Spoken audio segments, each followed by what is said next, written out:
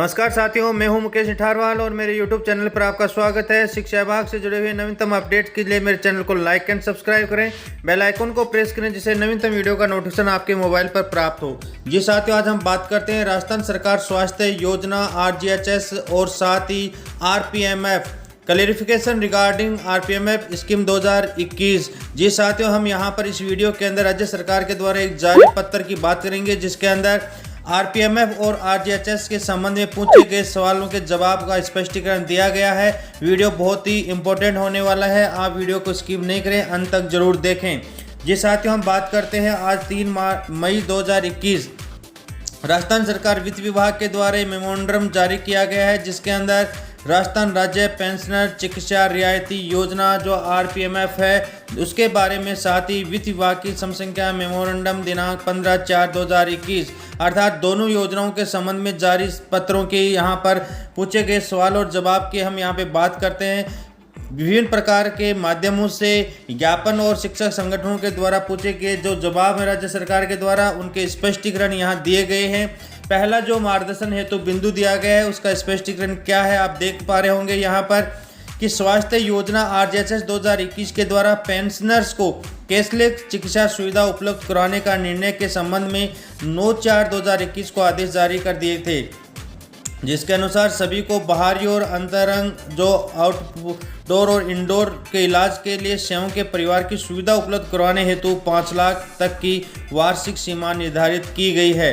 वित्त विभाग का स्पष्टीकरण इसमें दिया गया है कि यहाँ पर मेमोरेंडम जो 15/4/2021 द्वारा राज्य सरकार के पेंशनर रियायती योजना 2021 और वित्त विभाग की अधिसूचना 9 अप्रैल 2021 के क्रम में यह स्पष्ट किया जाता है कि पेंशनर को चिकित्सा सुविधा पूर्व के अनुसार ही अर्थात राजस्थान सिविल सेवा चिकित्सा परिचर्या नियम 2013 में उल्लेखित नियमों के अंतर्गत ही दे है। इसमें राशि रुपये 5 लाख की सीमा निर्धारित नहीं है। इस हेतु मेमोरेंडम दिनांक 15 अप्रैल 2021 के पैरा 4 सुस्पष्ट है, अर्थात पहले की जो जारी RPMF है उसमें यह दर लागू नहीं है, पहले की जो है उसी के अनुसार उसमें रहेगी।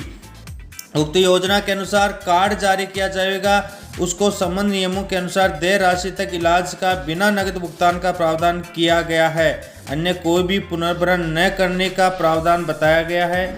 जैसे किसी व्यक्ति ने जो कि राज्य कर्मचारी पेंशनर है और उस कार्ड के अनुसार हियरिंग एड लगवाया जिसकी कीमत रुपये 1 लाख है, किंतु संबंधित राजस्थान सेवा शिक्षा नियम 2013 के अनुसार मात्र 44,000 का ही भुगतान स्वीकार योग्य है। इस प्रकार उक्त कार्ड होल्डर को भी शेष राशि 56,000 का भुगतान करना होगा। इस हेतु भुगतान की स्थिति स्पष्ट की जानी वांछित है, अर्थात कि जैसे पहले 1 लाख रुपए का खर्चा हो गया उसमें से RPMF की स्कीम के अंदर 44,000 का भुगतान ही योग्य माना गया है और कार्ड धारक को 56,000 का भुगतान स्वयं करना होता था। तो इस प्रश्न के जवाब के अंदर RGHS के अंदर क्या पद्धति कैशलेस के बारे में बताया गया है। RGHS कैशलेस पद्धति पर आधारित योजना है। इस हेतु RGHS रेट्स तथा प्रक्रिया सेंट्रल गवर्नमेंट हेल्थ स्कीम जो CGHS है के अनुसार ही होगी यदि राज्य सरकार द्वारा अन्यथा कोई दरें निर्धारित नहीं की गई हो। यहाँ पर स्पष्ट किया गया है कि CGS के अनुसार जो मापदंड तय हैं वही RGHS में लागू होंगे, इसके अलावा अन्य किसी प्रकार के कोई मापदंड लागू नहीं होंगे। नेक्स्ट क्वेश्चन की यदि हम बात करें, स्पष्टीकरण यहाँ पे 3 नंबर पे पूछा गया है। सभी कार्ड होल्डर्स को NAC के विरुद्ध क्रय की गई दवाइयों के बिल या टेस्ट की राशि, बिल या अन्य प्रकार के दावे उसे RGHS पोर्टल पर अपलोड करने होंगे। उसके बिना उन्हें पुनर्भरण जो कि नियमानुसार देय है का भुगतान नहीं होगा। इससे सभी को अपने दावे कंप्यूटर के माध्यम से ऑनलाइन प्रस्तुत करने में काफ़ी परेशानी होगी तथा उसका समय पर भुगतान प्राप्त होने में अनावश्यक विलंब होगा। इस हेतु कोषाधिकारियों को अधिकृत करने पर विचार किया जाना वांछित है। जी साथियों, 3 नंबर का प्रश्न इस प्रकार दिया गया है कि जो भी इस योजना के अंदर पुनर्भरण भुगतान होगा वह आपके ऑनलाइन प्रस्तुत करने पर ही होगा, अर्थात RGHS पोर्टल पूर्णतः ऑनलाइन है और इस पोर्टल पर RGHS कार्ड होल्डर का स्वयं दावा प्रस्तुत करना होगा। अगर राजस्थान राज्य पेंशन चिकित्सा रियायती योजना जो RPMF है 2021 के पैरा संख्या 7(1) के अनुसार उपचार किया गया हो। साथ ही यहाँ पर दिया गया है कि पहले की भांति इसी के अंदर भी आपको ऑनलाइन ही प्रस्तुतिकरण किया जाएगा। क्वेश्चन नंबर 4 में यहाँ पर रखा गया है, योजना के अधीन जिन बीमारियों का इलाज नहीं करवाया जा सकता है, उसकी विस्तृत जानकारी उपलब्ध करवानी वांछित है कि यहाँ पे किस किस बीमारियों का इलाज किया जाएगा, किसका नहीं किया जाएगा। इसके स्पष्टीकरण में आरजीएचएस चूँकि सीजीएस के तर्ज पर लागू की जा रही है, सी का मतलब सेंट्रल, अतः उसी अनुसार प्रावधान किया जाएगा यदि राज्य सरकार द्वारा अन्यथा कोई आदेश जारी नहीं किए जाएं। अर्थात राज्य सरकार यदि किसी प्रकार की बीमारियों को नहीं जोड़ती है तो आपको आरजीएचएस की जो बीमारियां हैं वो सीधे के सीधे सीजीएस की बीमारियों की लिस्टों के अनुसार ही भुगतान माना जाएगा। क्वेश्चन नंबर 5 में दिया गया है, इस योजना में पंजीकरण करने की अवधि दिनांक 10 अप्रैल 2021 से 30 अप्रैल 2021 तक निर्धारित की गई है, जबकि सभी के पास एसएसओ आईडी और जन आधार कार्ड नहीं होने के कारण पंजीकरण करवाया पाना संभव नहीं हो रहा है। इसकी स्थिति के अंदर स्पष्ट यहाँ पे दिया गया है, राज्य सरकार के सक्षम स्तर से लिए गए निर्णय अनुसार समय सीमा समाप्त कर दी गई है। जी साथियों, यहाँ पर 6 नंबर में पूछा गया है, राज्य सरकार द्वारा जारी आदेश दिनांक 16 अप्रैल 2021 से राज्य सरकार के पेंशनर के लिए नई योजना 2021 जारी की गई है, जिसके अनुसार आउटडोर इलाज की सीमा 20,000, टेस्ट की सीमा 5,000 रुपये से बढ़ाने का प्रावधान किया गया है, किंतु उसमें यह स्पष्ट नहीं किया गया है कि उसको किस सीमा तक बढ़ाने हेतु कौन सक्षम अधिकारी होगा और उस हेतु क्या प्रक्रिया अपनाई होगी। पेंशनों की 75 वर्ष की आयु पर पूर्व में 50,000 की सीमा थी, जिसके लिए क्या प्रक्रिया रहेगी यह स्पष्ट करें। अर्थात पूर्व के पेंशनर की आरपीएमएफ की स्कीम के अनुसार इसके अंदर क्या इसमें सीमा बढ़ाने की बात रखी गई है।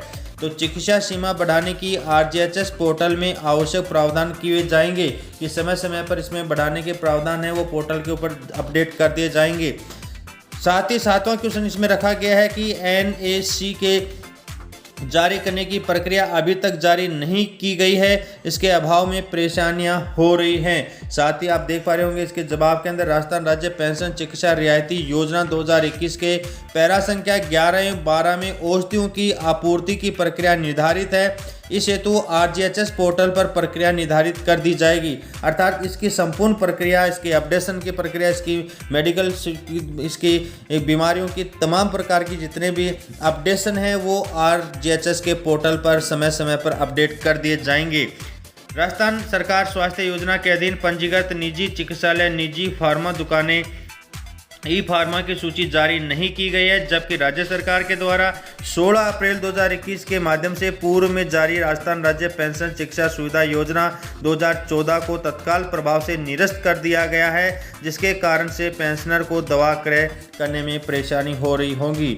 साथ ही यहाँ पर आप देख पा रहे होंगे कि ये जो 8 नंबर का क्वेश्चन है ये बहुत ही महत्वपूर्ण क्वेश्चन है। इसके जवाब के अंदर स्पष्ट रूप से लिखा गया है कि जब तक आपका कार्ड नहीं बनता है तब तक आप पूर्व की भांति आपका कार्ड जारी रहेगा। अतः यहाँ पे स्पष्ट रूप से लिखा गया है, राजस्थान राज्य पेंशनर चिकित्सा रियायती योजना 2021 के पैरा 16 में यह स्पष्ट किया जा चुका है कि राजस्थान राज्य पेंशनर चिकित्सा रियायती योजना 2014 के प्रावधान तब तक लागू रहेंगे जब तक कि पेंशनर को आरजीएचएस का कार्ड जारी नहीं हो जाता। अर्थात आपको कतई इस बात को घबराने की आवश्यकता नहीं है कि मैंने आरजीएचएस में रजिस्ट्रेशन कर दिया है तो क्या मुझे आरपीएमएफ योजना का लाभ मिलेगा या नहीं। अर्थात आपके पास न्यूनतम कार्ड आने तक आपको पूर्ववर्ती चिकित्सा सुविधा मिलती रहेगी। जी साथियों, हम यहाँ 9 नंबर की बात करें, मेडिकल कार्ड के माध्यम से इलाज करवाने पर डॉक्टर द्वारा अधिकृत दवाइयों का पर्चा व कार्ड नंबर प्रस्तुत करने पर अधिकृत सहकारी उपभोक्ता संघ या अन्य दुकानें दवा उपलब्ध करवा देंगे, किंतु दवा का पर्चा बिल बनाते समय उनके द्वारा ले की जाने वाली एनएसी के माध्यम से खरीदी गई दवाइयों का भुगतान प्राप्त करने या पूर्व में अधिकृत दवा की हिस्ट्री डॉक्टर। यहाँ पर आप देख पा रहे होंगे कि यदि आपके पास में इस प्रकार बता पाना संभव नहीं होगा, ऐसी स्थिति में यह उपयुक्त होगा कि दवाएं लिखते समय 3 प्रति में दवा अधिकृत करने का प्रावधान नियमों में किए जाने का विचार किया जाए और अधिकृत दवा संबंधी चिकित्सालयों की अधिकृत दुकानों से उपलब्ध करवाई जाएं। दवा उपलब्ध नहीं होने की स्थिति में दुकान से उसे दूसरे दिन उपलब्ध करवाने की व्यवस्था करें और पेंशनर को अनावश्यक परेशानी न हो, न ही हेतु दावे प्रस्तुत करने की आवश्यकता हो, ऐसा सीजीएस में अनुसार है। अर्थात इसके संबंध में यदि दवा उपलब्ध नहीं है या डॉक्टर इसको लिख के दे रहे हैं तो आरजीएचएस में इसका क्या प्रावधान रखा गया है।